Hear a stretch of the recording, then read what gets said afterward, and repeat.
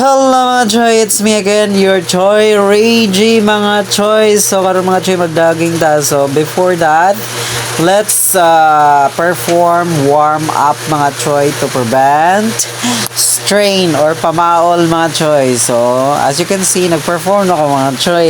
So that's my basic warm up mga choy. So bahala na kayo mga choy, basta warm up na mga choy. Ayan, pang pa-stretch sa muscles na natutulog kasi ang tagal nang hindi nakapag-jogging mga choy. Ayan mga choy, patagilid-tagilid, parang sumayaw na yan mga choy.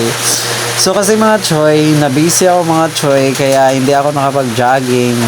So busy kasi sa review sa MacBoard, pero hindi naman ako nag-review ng tagal-tagal mga choy kasi parang alam mo kasing hindi lumalabas, joke lang po, pero talaga mga choy, promise hindi talaga lumalabas yung pinag-review ko mga choy. Parang na-disappoint ako mga choy. So pero I'm so fine mga choy. So hopefully to pass the board at MacBoard exam mga choy. So let's go mga choy, dagan na ta mga choy kasi nakpataas na yung chika natin mga choy.